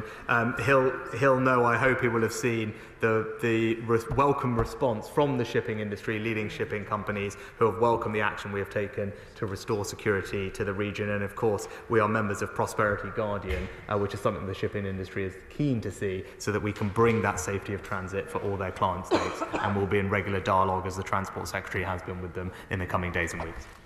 Ali? Thank you, Mr. Deputy Speaker. Since the outbreak of war in Gaza between Israel and Hamas, as well as the crisis in shipping security, which has now led to the UK military response to protect British interests, fighting between Hezbollah and Israel is intensifying, risking a wider escalation engulfing Lebanon, Iraq, Syria and other countries. Can the Prime Minister be more specific and tell the House exactly what he's doing, working with the US and regional partners to bring an end to the war in Gaza and stop a full-blown regional conflict that we are all very concerned about? Mr. Deputy Speaker, what we are doing is calling on Hamas and using our influence with their partners in the region to release hostages, and making sure that we get as much aid into Gaza in the interim, because we know that there's a need for it. We're concerned by the impact it's having, and again, the UK is playing a leading role in alleviating that suffering. Neil Hudson. Thank you, Mr. Deputy Speaker. I thank the Prime Minister for his clear statement on this necessary military action in Yemen. Can I join him in paying tribute to our brave armed forces at this time? And can the Prime Minister reaffirm that this action is important for protecting freedom of navigation and the safety of shipping, which has direct and indirect impacts both on world trade and indeed our UK economy? My honourable friend is absolutely right to point out the impact of what's happening in the Red Sea on British families at home. 15% of global trade passes through this corridor, and as we are seeing, if they have to reroute, that will have a direct consequence on the prices that British families pay. And as we saw with the Ukraine and Russia situation, we can't ignore what is happening. We need to act to protect British people and ensure their economic security. Alan Kaiser. Mr. Deputy Speaker, of course the Houthi rebels must stop their attacks in the Red Sea. And the Prime Minister was correct in his statement today to speak of the dire humanitarian crisis in Yemen. He's of course spoken at the dispatch box today about the aid delivery to Yemen, yet he failed to mention that successive Conservative governments, both as a cash figure and proportion of ODA, humanitarian aid to Yemen has in fact fallen since 2019. So if the Prime Minister accepts that there is a humanitarian crisis, not just in Yemen of course, but across the globe in Gaza, Ethiopia and other countries, then will his government return to 0.7%, a move that would be supported by members from across the House?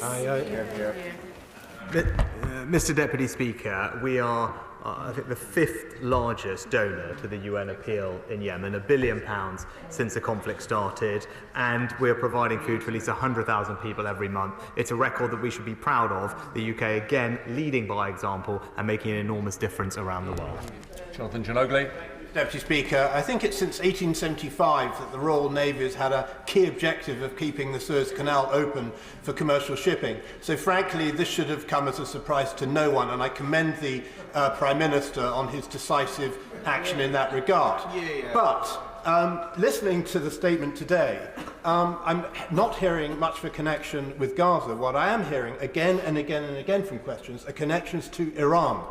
And it's easy looking at the symptoms, but the causes also need to be looked at. And could I just ask my right honourable friend if he's going to be working with our international allies to deal with the question of Iran?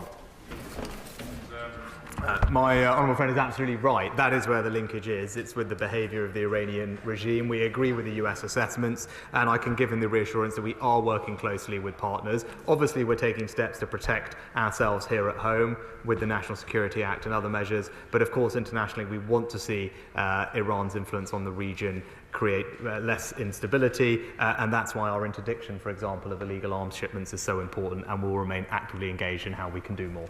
Clive Efford. Mr Deputy Speaker, clearly we couldn't ignore attacks on international shipping, and we were right to act with international partners, and we must continue to work to broaden that partnership in dealing with the situation as we go forwards. But having said that, can the Prime Minister say just how do we measure success of this limited engagement? How do we deem it to be safe for international shipping to return to the Red Sea? What is the end plan? Well, can I thank the honourable gentleman for his support. I said, on its merits, the specific targets that were selected, our initial assessment is that we have been successful in destroying those, but that remains an initial assessment. We want to see what he said, which is a return of shipping safely to the region. The Transport Secretary is regularly engaging with companies about their passage, but we will continue to do everything we can to ensure that safe passage through the region, working together with our allies. Henry Smith. Thank you, Mr Deputy Speaker. The Iranian-backed Houthis are a terrorist group who have killed hundreds of thousands of Yemenis and are fighting the international recognised government in Yemen. And the action that the UK took with allies earlier last week was absolutely correct. What further efforts are being made by the government to augment and increase the already impressive international coalition that we have to make sure that more countries step up and play their part to ensure freedom of navigation, which is so important for global free trade? My honourable friend is absolutely right. And we will continue to engage diplomatically to broaden that coalition. Already, as he knows, 14 countries signed the statement, UN Security Council resolution, but ultimately everybody is impacted when freedom of navigation is imperilled, as it is, not just for the security of their citizens, but also because of the shock to their domestic economies from higher inflation. And so I'm confident that we will continue to have a broad coalition for condemning what the Houthis are doing and calling on them to desist. Chris Law. Deputy Speaker, after the horrific events of October the 7th, the Prime Minister told this House the UK was working to prevent escalation and that we, and I quote, "we are increasing our presence to prevent broader regional instability at this dangerous moment." Yet in the following months, nearly 24,000 Palestinians have been killed, cross-border fighting with Hezbollah, air raids in Lebanon and Syria, and now Houthi attacks on vessels in the Red Sea, resulting in US and UK strikes in Yemen. So does the Prime Minister accept that attempts to prevent escalation and broader instability are failing, that this cycle of violence must stop, and that this requires an immediate humanitarian ceasefire and an end to the indiscriminate bombardment of Gaza? Mr Deputy Speaker, in Gaza, no one wants to see the conflict go on a moment longer than is necessary. We support a ceasefire, but it must be a sustainable ceasefire that will last, and that's what we'll continue to work to bring about. Alexander Stafford. Thank you very much indeed, Mr Deputy Speaker. I congratulate the Prime Minister for his right to act with force, determination and firepower against the Houthi terrorists to protect international shipping and keep the Red Sea shipping lanes open. With the recent deal between Ethiopia and Somaliland opening up the real possibility of international and regional recognition of Somaliland as an independent country, which would help enable stability to the Horn of Africa, the southern end of the Red Sea and the Gulf of Aden. Does my right honourable friend agree with me that the UK should follow Ethiopia's example and start the process to recognise Somaliland as a sovereign independent country? Well, can I thank my honourable friend for his support of our action, and he'll know that the Foreign Office and ministers are regularly engaged with our partners in Africa, and what we want to do is bring prosperity and security to the region, and we'll continue to dialogue with everyone to make sure that that happens. Valerie Vaz. Having been born in Aden, I'm obviously saddened that the democratic and humanitarian crisis in Yemen over the last 9 years hasn't provoked such an active response against the Houthis. But could I ask the Prime Minister who advised him not to come to Parliament, and how will he ensure that the peace agreement in Yemen is actively and vigorously monitored and pursued?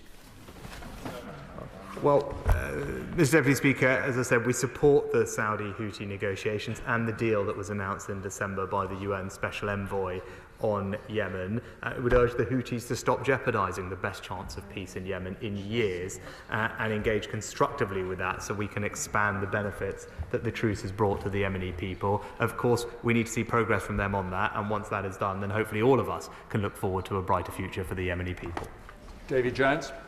Mr Deputy Speaker, there are credible reports that the Houthis who launched missiles at HMS Diamond and the ships of our American allies were trained in their use in Iran by the Islamic Revolutionary Guard Corps.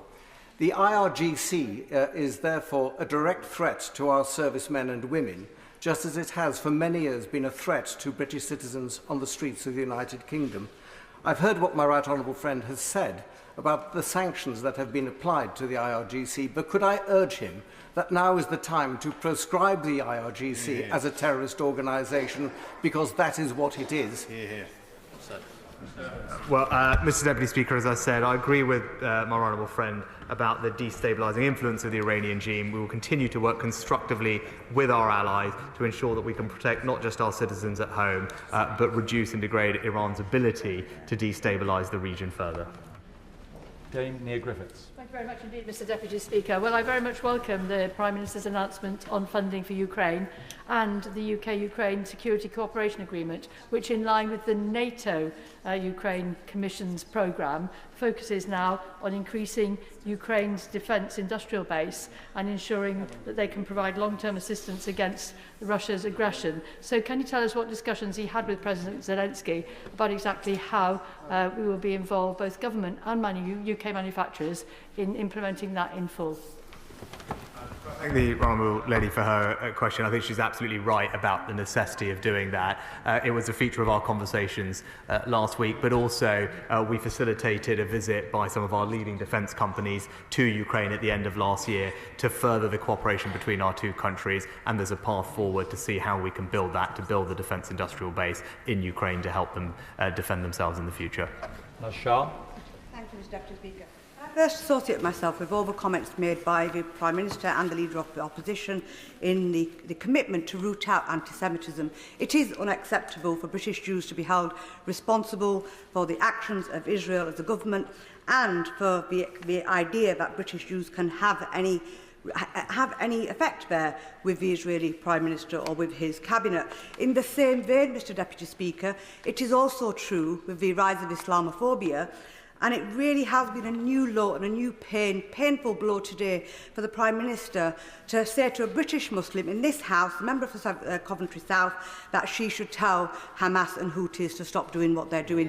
That is an Islamophobic trope, Mr Deputy Speaker. Maybe the Prime Minister will reflect, withdraw and take the opportunity to show leadership and apologise. Coming back to the question, Mr Deputy Speaker, the government itself... Question. I'm going to take it at that, please.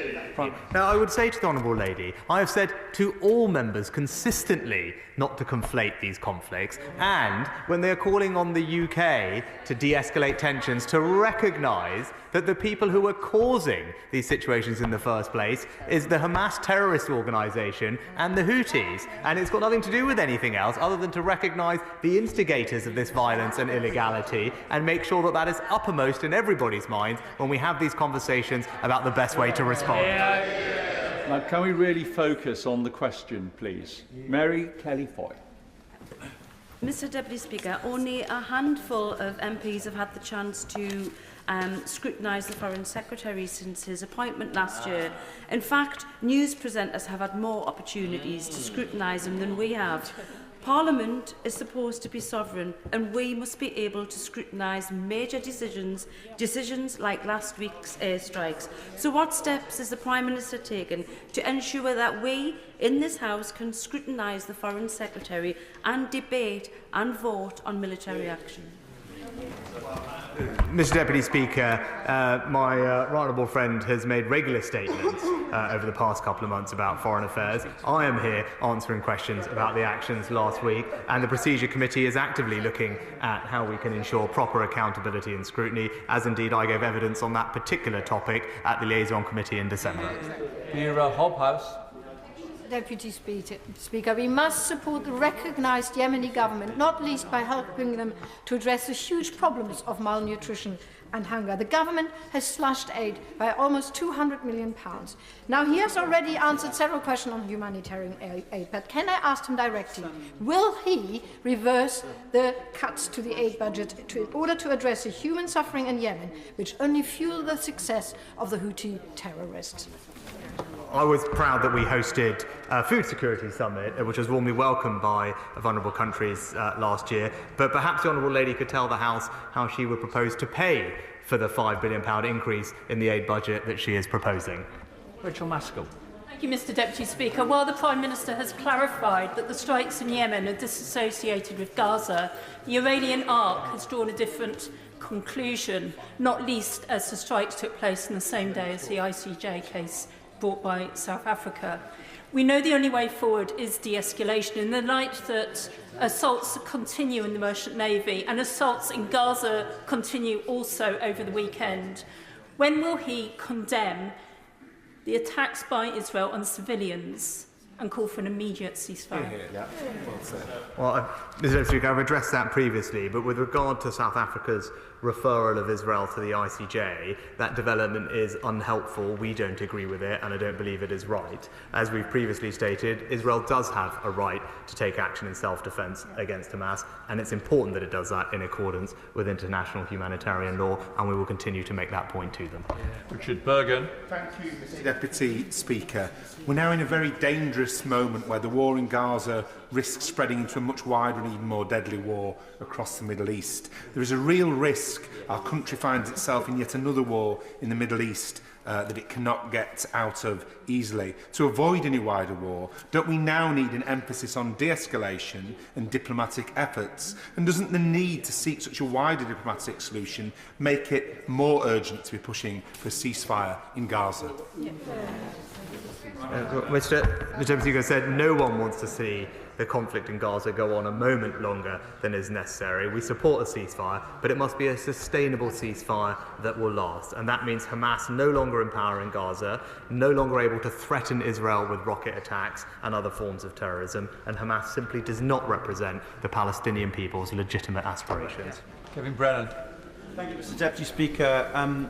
Some in the House may recall that one of my constituents was held captive by the Houthis for 5 years simply for being in possession of a British passport.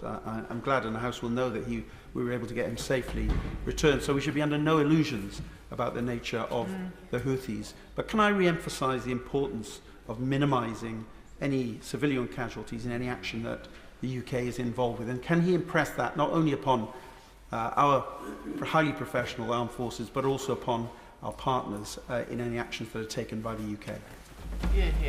I can give the Honourable Gentleman that assurance, and again our initial assessment is that we were successful in minimising civilian casualties in this case. Richard Ford. Thank you, Mr Deputy Speaker. There are times when a government needs to take military action without the approval of Parliament, including for operational security or for the element of surprise. But last week's strikes were signalled very plainly in the media. The strikes could have been debated, voted on and supported by this House in advance of action. Tomorrow I will table a bill which will require parliamentary approval for the engagement of UK armed forces in armed conflict, even if it is retrospective. Will the Prime Minister support it? As I said, it was necessary to act with speed so that we could allow our armed forces to maintain the vital security of their operations and ensure the effectiveness. I believe that is in accordance with the Convention on the Deployment of Military Force, and as I said previously, we must maintain the prerogative powers that allow the Executive to act in such emergencies, but I'm here in Parliament to explain the action in full and take responsibility for it. Alex Sobel. Thank you, Mr Deputy Speaker. The Prime Minister earlier in the statement stated that the Houthis were aided by Iranian military intelligence assets to target British shipping. Now, does that mean the UK government considers Iranian military intelligence assets to be legitimate targets for future military strikes? Saying what I said was that we agree with the US assessment that Iran has supported Houthi attacks and providing intelligence in a general sense to enable Houthi targeting of vessels. I've talked already about the destabilising influence of Iran in the region and indeed the threat it poses to the UK, which is why we have taken significant and decisive action to protect ourselves against it and will continue to work with our allies to restrain their malign influence. Debbie Abrahams. Thank you, Mr Deputy Speaker. As much as the Houthis might wish to conflate their piracy with support for the Palestinian people, their indiscriminate attacks on shipping from across the world indicates otherwise. But whilst I agree that under international law there was justification for this military intervention, what was his assessment of the risk that this action could ignite conflict across the Middle East, and on the appearance of double standards on when the UK or its allies chooses to observe international law? Well, Mr Deputy Speaker, we always will strive and make sure that we comply with international law as we did in this case, but we should also recognise the risks of inaction, because doing nothing would very clearly weaken international security and the rule of law, damage freedom of navigation and the global economy, but crucially send a very dangerous message that British vessels, British lives and British interests are fair game, and that is not something that we can allow to stand. McLaughlin. Mr Deputy Speaker, in his statement, the Prime Minister told us one of his motives was the ordinary people of Yemen.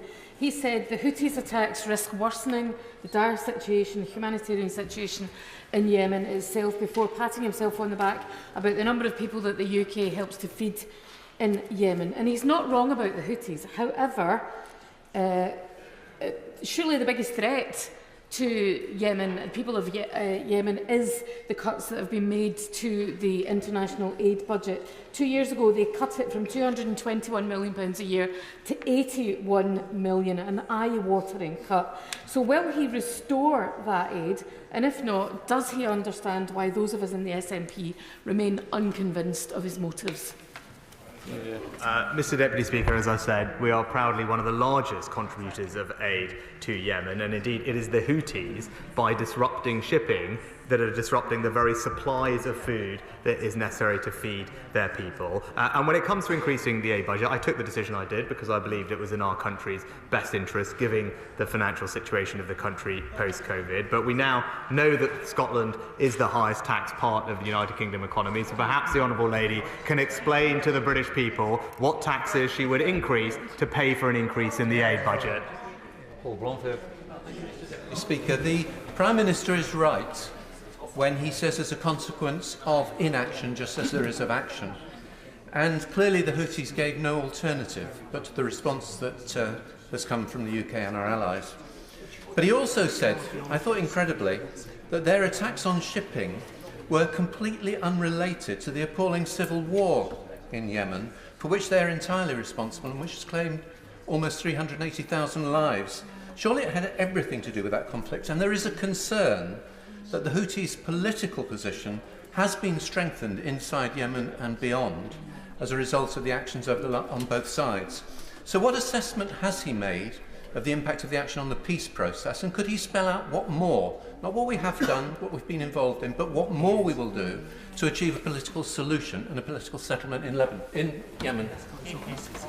Well, Mr Deputy Speaker, what I said is our response was not linked to the conflict in Gaza and should not be or conflated as being so. Now, as I said, we are a penholder on Yemen in the UN Security Council, so we actually diplomatically engage extensively with allies, notably the Saudis, to see if we can support the deal that was announced in December. We will continue to do so. Obviously, it's for the Houthis that the onus is on to engage with that process to bring about peace and stability for the people of Yemen.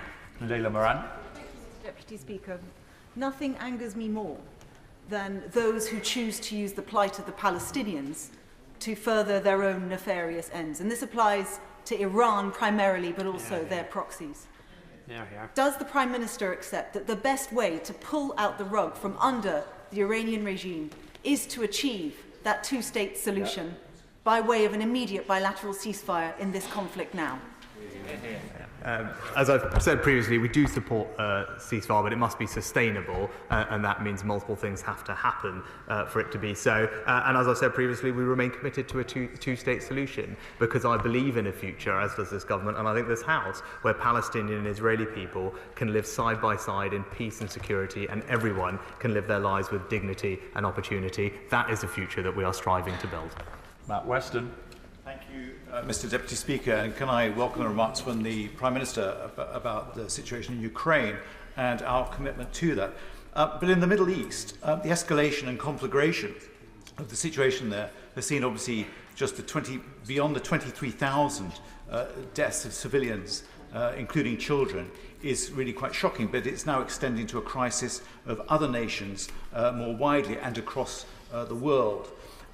Does he agree with me that we do need to see a negotiated ceasefire in Gaza, and that ultimately, 30 years on now from the Oslo Accords, we have to see a deal which is land for peace negotiated?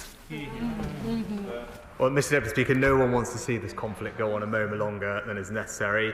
We support a ceasefire, but it must be a sustainable ceasefire that will last, and that means Hamas releasing hostages, but also no longer able to threaten Israel with rocket attacks and other forms of terrorism. And in the meantime, we will do everything we can to get more aid into Gaza. Brian. Thank you, Mr Deputy Speaker. It's obvious that the longer the conflict in Gaza goes on, the greater number of innocent civilian casualties will be, and the greater the risk of wider escalation in that region. Isn't it the case, if the UK is to be seen as an honest broker, as well as rightly condemning Hamas, the Prime Minister needs to call out Israel for clear breaches of humanitarian law, call for an immediate ceasefire, and also, instead of actors like China, who are now calling for an international conference to set a timetable for a two-state solution, wouldn't it be much better if the UK was actually doing something constructive to get that two-state solution in place? Good question. We continue to call for international humanitarian law to be respected and for civilians to be protected. Too many civilians have been killed, and as has been clear, Israel should do more to ensure that its campaign is targeted on Hamas leaders and their operatives. Beth Winter. Deputy Speaker. Fareya Al-Muslimi, a research fellow at Chatham House, has argued the attacks on Yemen will have the opposite effect, instigating a widened Houthi campaign, including attacks on US and UK installations across the Arabian Peninsula. So can I ask the Prime Minister, if the Houthi operations continue, as they have done in the last couple of days, and UK and US military responses persist, what is the end game? And how much death and destruction is this country risking if we do not prioritise the cessation of military action in Yemen and the Red Sea, but also, crucially, in Gaza, the West Bank and Israel? Mr Deputy Speaker, the Honourable Lady talks about the cessation of military action in the Red Sea. It is the Houthis that are conducting illegal strikes on civilian shipping, and to do nothing in the face of that, I think, would be to weaken our security and leave British interests and lives at risk. Alan Dorrance. Thank you, Mr Deputy Speaker, and good afternoon. Mr Deputy Speaker, we've seen from earlier events in Iraq, Libya and elsewhere that United Kingdom and United States military intervention has resulted in destabilisation and subsequent civil wars with massive loss of civilian life. What, if anything, is the Prime Minister making in terms of diplomatic efforts to prevent this happening in Yemen?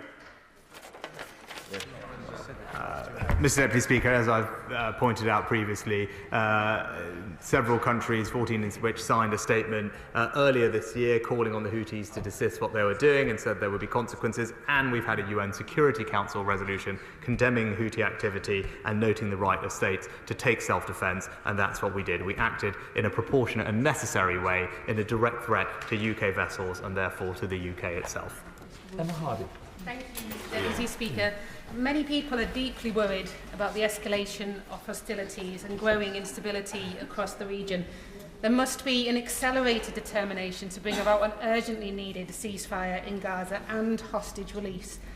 And if the bombing doesn't deter the awful actions of the Houthi rebels, what is the Prime Minister's plan B? I'd say to the Honourable Lady as well, there is in all cases a risk of inaction. In the face of attacks on civilian lives, British interests, it would have been wrong to do nothing. There have been extensive diplomatic activity, and this military action was limited, it was proportionate and necessary, and it was in self-defence. I believe that was the right course of action, and to do nothing would have been to be wrong. Gavin Newlands. Thank you very much, Mr Deputy Speaker. The Prime Minister said earlier, quite rightly, that we must condemn the Houthis and their illegal strikes on innocent civilians to protect the rule of law. So will we also condemn Israel and illegal strikes against innocent civilians, including 10,000 dead children, to protect the self-same rule of law? Yeah, exactly.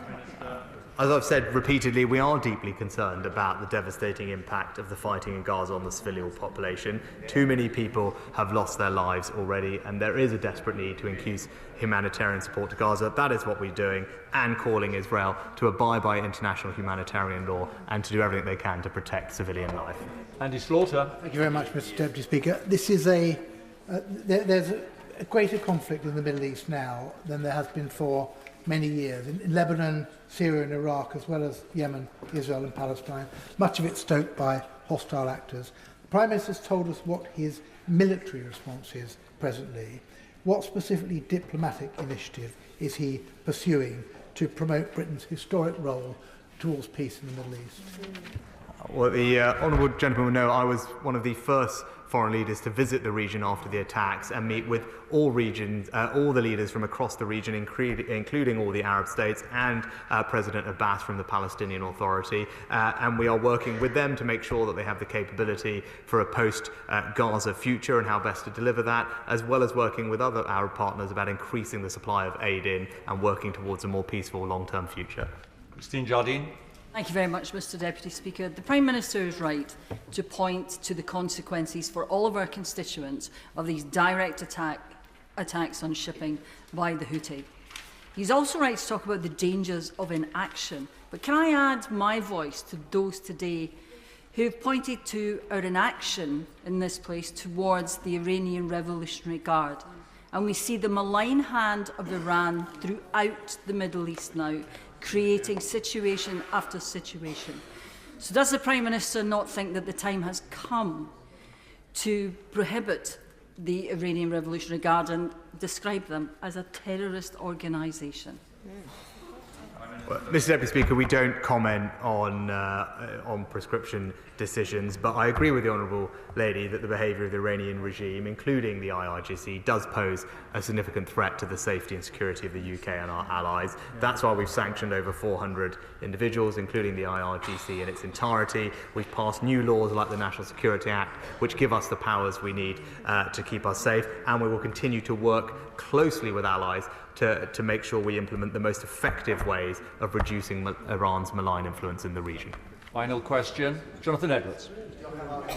Deputy Speaker, the Prime Minister has emphasised throughout the debate that it was not an act of escalation, but surely the key determinant of that is how the action is perceived by forces in the Middle East and the wider Arab population. Saudi Arabia, Turkey, Jordan and Egypt, countries we would not describe as anti-Western in any way, have all expressed varying degrees of concern. Is he not worried at all that many of the key players in the region view the military action as escalatory?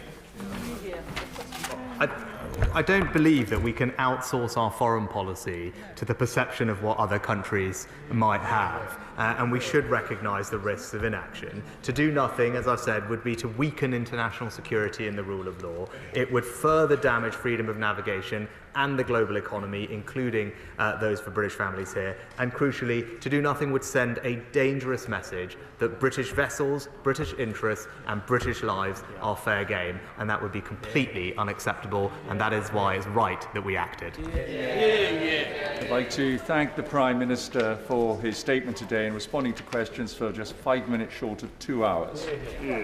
Thank you very much. Point of order, Zara Sultana.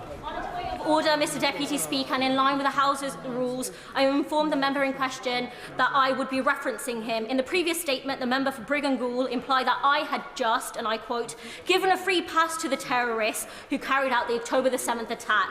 Mr Deputy Speaker, that claim is grotesquely untrue.